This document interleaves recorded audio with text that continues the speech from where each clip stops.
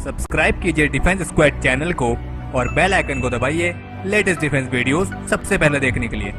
Hello defence lovers, स्वागत है आपका डिफेंस ज्ञान सीरीज के फ्रेश एपिसोड में। आज के एपिसोड में हम बात करेंगे चाइना की स्पेशल फोर्सेस के बारे में और साथ ही ये भी जानेंगे कि भारत की स्पेशल फोर्सेस और खास करके भारत की पैरा स्पेशल फोर्सेस के सामने चाइना की फोर्सेस कहां पर टिकती हैं। So without wasting any time, let's begin.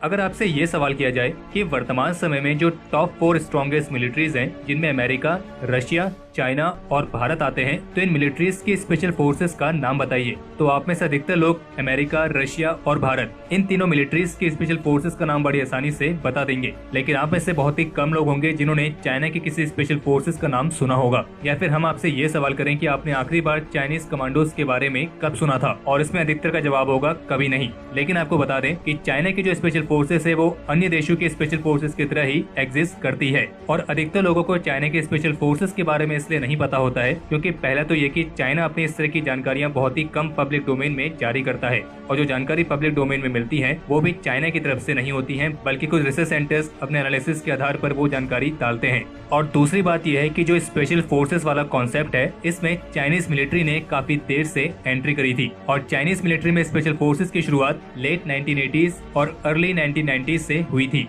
और जबकि इसके कंपेयर में जो भारत की पैरा स्पेशल फोर्सेस हैं, उनकी शुरुआत तो वर्ल्ड वॉर 2 से ही हो गई थी। चाइनीज मिलिट्री की जो स्पेशल फोर्सेस हैं, उनके जो स्ट्रक्चर है वो काफी अलग है। ये forces people's liberation army special operation forces के नाम से जानी जाती हैं, और इसके अंदर airborne brigade, amphibious landing operations और नेवी के लिए रैपिड रिएक्शन फोर्स शामिल हैं। और चाइना की पीपल्स लिबरेशन आर्मी की सारी स्पेशल फोर्सेस स्पेशल ब्रिगेड्स पर आधारित हैं, और इनकी हर एक ब्रिगेड का साइज एक रेजिमेंट के ही बराबर होता है, जिसमें करीब 1000 के आसपास ट्रूप्स अलग अलग 3 बटालियंस में डिवाइड होते हैं। यानी कि ये तीनों ही स्पेशल बटालियंस होती हैं, और वॉर टाइम के दौरान अलग अलग टास्क के लिए हर एक स्पेशल बटालियन में पर्सनल्स की जो संख्या होती है वो अलग अलग होती है। जैसे कि अगर कोई स्पेशल रिकॉनेसेंस मिशन है तो इसमें जो ट्रूप्स की संख्या होगी वो 2 से 4 तक होगी। और चाइनीज आर्मी में टोटल 7 स्पेशल ऑपरेशंस बटालियंस हैं, जो कि चाइना के साथ अलग अलग मिलिट्री रीजन्स को बिलोंग करती हैं, और ये battalions directly military region leaders की कमांड में आती है। और इसके अलावा जो पीपल्स लिबरेशन आर्मी की 18 ग्रुप आर्मी है, इसके पास अपनी खुद की एक स्पेशल रिकॉनेसेंस फोर्स है,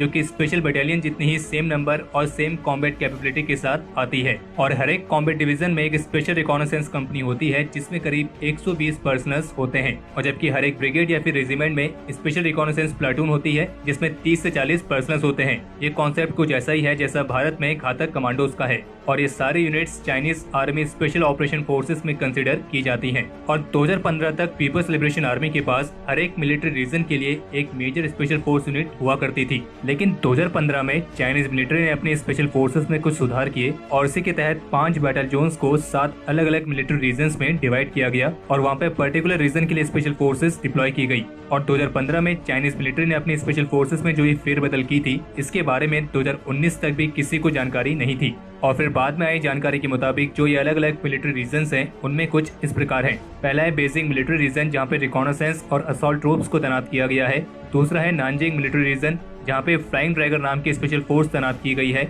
तीसरा है ग्वांगझोउ मिलिट्री रीजन, जहाँ पे साउथ चाइना स्वॉर्ड नाम की स्पेशल फोर्सेस तैनात हैं। चौथा है जिनान मिलिट्री रीजन, और यहाँ पर है ब्लैक बिली और ईगल स्पेशल फोर्सेस। पांचवा है शेंगयांग मिलिट्री रीजन, और यहाँ पर है north east tigers special forces. छठा है चेंगडू मिलिट्री रीजन, और यहाँ पर है south east eagle special forces और चीता स्पेशल फोर्सेस। और जो 7वीं है वो है स्वॉर्ड स्पेशल फोर्सेस, और ये एक ऐसे मिलिट्री रीजन पर तैनात है जिसके बारे में कोई भी जानकारी पब्लिक डोमेन में उपलब्ध नहीं है। यानी कि जहाँ पे स्वॉर्ड स्पेशल फोर्सेस तैनात की गई है, उस मिलिट्री एरिया का किसी को नहीं मालूम है। और ये स्वॉर्ड स्पेशल फोर्सेस एक एम्फीबियस सिस्टम है, जो कि 2001 में स्थापित की गई थी, और बाहरी दुनिया में इसे चाइना के ट्रम्प कार्ड के तौर पर डिस्क्राइब किया जाता है। और 2004 में एक आइलैंड के खिलाफ इस यूनिट ने एक मॉक ऑफेंसिव भी कंडक्ट किया था, और इस एक्सरसाइज में इस यूनिट ने इलेक्ट्रॉनिक जैमिंग सिस्टम, गनशिप्स और एयरफोर्सेस की मदद से एक आइलैंड को कैप्चर किया था। यानी कि ये एक ऐसा स्पेशल फोर्स सिस्टम है जो कि हवा, पानी, जमीन तीनों कहीं से भी ऑपरेट किया जा सकता है। बाकी इनके अलावा कुछ और भी special force unit Chinese military में शामिल हैं, जैसे कि लेसिन कमांडो एयरबोर्न फोर्स, लेसिन का मतलब होता है थंडर गॉड। इसके अलावा पीपल्स लिबरेशन आर्मी नेवी की सी ड्रैगन नाम की commando force, mountain eagle commando unit, जो कि पीपल्स आर्म्ड पुलिस की एक पुलिस टैक्टिकल यूनिट है और ये सिंगजियांग ऑटोनोमस रीजन में काउंटर टेररिज्म, राइट कंट्रोल और अन्य स्पेशल टास्क में इस्तेमाल की जाती है। और ऐसी एक और यूनिट है स्नो लेपर्ड कमांडो यूनिट, जो कि पहले स्नो वुल्फ कमांडो यूनिट के नाम से जानी जाती थी और ये भी एक पुलिस टैक्टिकल यूनिट है। और चाइनीज पीपल्स लिबरेशन आर्मी, जिसकी टोटल 5 थिएटर कमांड है, जिनमें से वेस्टर्न थिएटर कमांड भारत के साथ लगी LAC पर डील करती है और सिचुआन, तिब्बत, कांसू, निंगसिया, क्योंगाई, सिंगजियांग और चोंगिंग ये सभी इसके अधिकार क्षेत्र में आते हैं। और इसके हिसाब से देखें तो LAC पर अगर भारत के साथ डील करने की बात आती है तो यहाँ पे इस्तेमाल होगी माउंटेन ईगल कमांडो यूनिट, जो कि किसी मिलिट्री की स्पेशल फोर्स नहीं बल्कि पीपल्स आर्म्ड पुलिस की एक पुलिस टैक्टिकल यूनिट है, जिसे शिंगजियांग ऑटोनोमस रीजन पर तैनात किया गया है। और इसके अलावा सिचुआन की south west China falcon special forces भी इसके साथ शामिल होंगी, जो कि हंटिंग लेपर्ड्स के नाम से भी जानी जाती हैं। अब अगर कंपेयर करें चाइनीज स्पेशल फोर्सेस को भारत की पैरा स्पेशल फोर्सेस से, तो इससे पहले आपके माइंड में ये बात क्लियर होनी चाहिए कि स्पेशल फोर्सेस यूनिट्स चाहे किसी भी देश की हो, उस यूनिट के अंदर उस देश के सबसे ज्यादा ट्रेन, सबसे ज्यादा वेल इक्विप्ड और सबसे बेहतरीन सोल्जर्स होते हैं। और हर एक देश के स्पेशल फोर्सेस में जो सिलेक्ट करने का प्रोसीजर होता है, उसका बेसिक कॉन्सेप्ट एक ही होता है और वो ये है कि वो देश अपनी उस स्पेशल फोर्स यूनिट में अपने देश के सबसे बेहतरीन से भी बेहतरीन सोल्जर्स को शामिल करना चाहता है। लेकिन फिर भी मान लीजिए अगर हमें कंपेयर करना हो दो स्पेशल फोर्सेस के बीच में, तो हम यहाँ पे उन्हें कंपेयर कर सकते हैं उनके एक्सपीरियंस के आधार पर कि उन्होंने कितने ऑपरेशंस को अंजाम दिया है और किस जगह पर दिया है। और अगर इस हिसाब से देखा जाए तो भारत की जो पैरा स्पेशल फोर्सेस हैं, वो न केवल देश बल्कि विदेशों में भी बड़े बड़े ऑपरेशंस को अंजाम दे चुकी है। और वहीं इसके कंपेयर में जो चाइना के स्पेशल फोर्सेस हैं, उनके पास भारत के स्पेशल फोर्सेस जितना कॉम्बैट एक्सपीरियंस नहीं है। और जबकि भारत की पैरा स्पेशल फोर्स तो कई बार वॉर गेम्स में US नेवी सील्स और ब्रिटेन की SAS जैसी बेहतरीन स्पेशल फोर्सेस को भी मात दे चुकी है। और बाकी इसके अलावा अगर कोई पॉइंट सबसे ज्यादा मैटर करता है तो वो करता है मिलिट्री टैक्टिक, और हर एक देश की मिलिट्री टैक्टिक अलग अलग होती है। लेकिन ऐसा बहुत ही कम होता है कि जब किसी युद्ध में दो देशों की स्पेशल फोर्सेस एक दूसरे से टकराएं।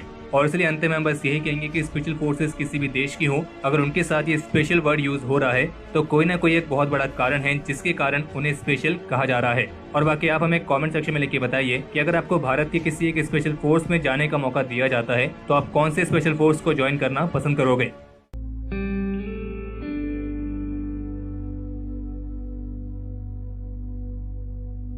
तो हमारे आज के इस एपिसोड के लिए इतना ही। अगर आपको ये एपिसोड पसंद आया हो तो इस वीडियो को लाइक करें और अगर आपका कोई सवाल या फिर सुझाव हो तो उसे कमेंट सेक्शन में शेयर करें। बाकी अगर आपने इस चैनल को सब्सक्राइब नहीं किया है तो इस चैनल को सब्सक्राइब करना ना भूलें।